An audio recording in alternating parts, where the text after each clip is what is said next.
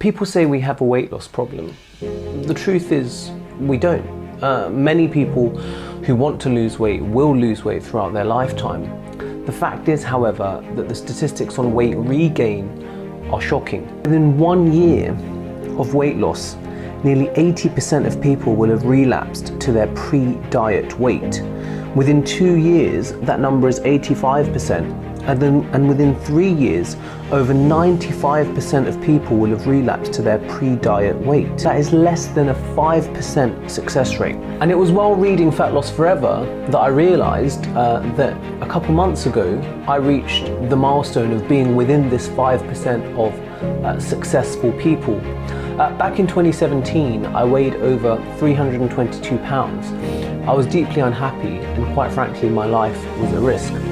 Discovering the philosophy of Stoicism and applying some sustainable principles to my life allowed me to first of all lose weight through kind of discipline. Within 6 months I lost over 100 pounds, but after that I was able to keep that weight off and not relapse to my pre-diet weight. And in this video I'm going to be talking about one of the 6 ways that Layne Norton talks about in Fat Loss Forever for keeping weight off.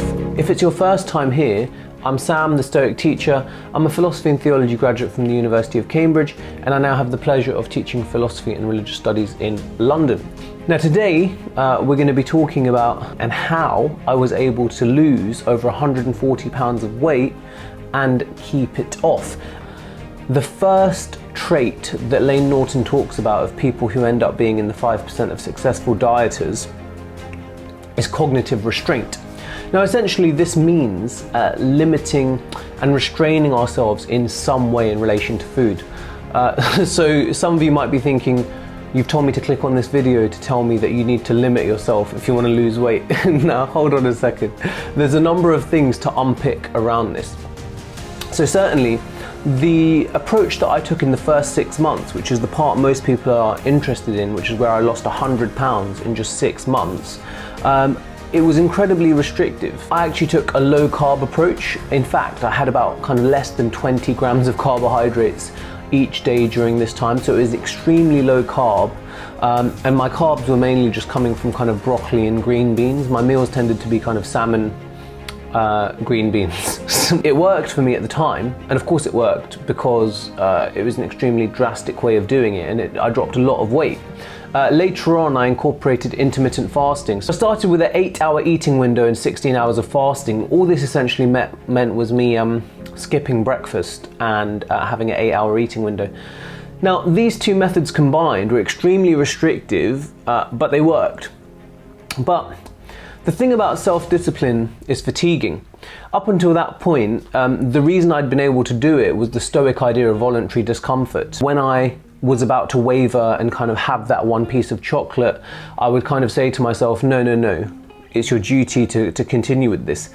This worked okay until I went to Italy, and anyone that's gone to Italy will know that it is full of amazing carby foods.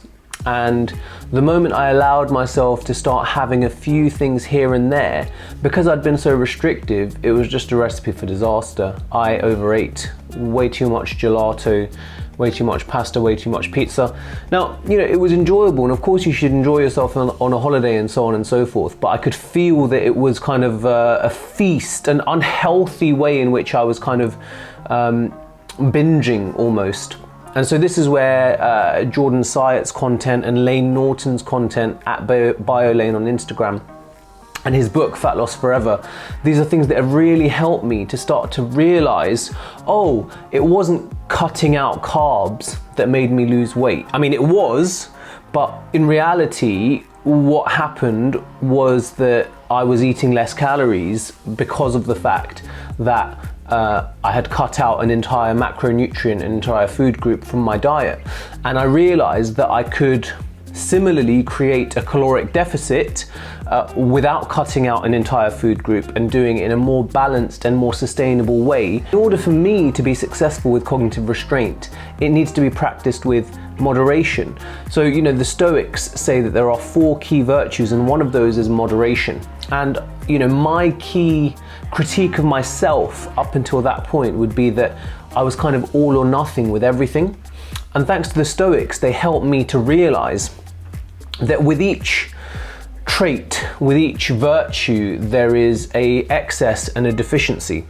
To help someone who is in the middle of a road is a courageous act. Courage in excess would be to kind of run into the road without thinking about a car coming at me and just getting myself run over.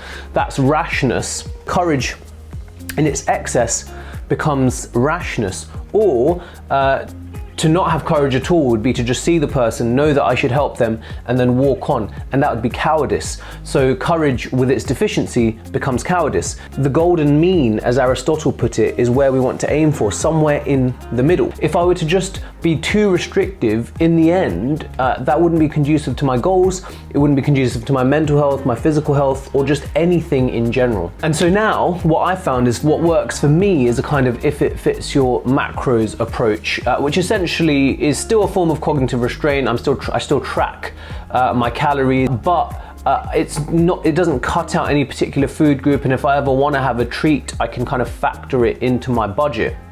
The reason this works for me is that it doesn't encourage an unhealthy relationship with food. I think growing up, the reason that I was always kind of overweight or obese was that my relationship with food was not a very good one. I think that as a result of being bullied about being overweight, I do think there was an element of emotional eating there. Methods that are really, really restrictive, I was doing OMAD at one point, which is 1 meal a day, intermittent fasting.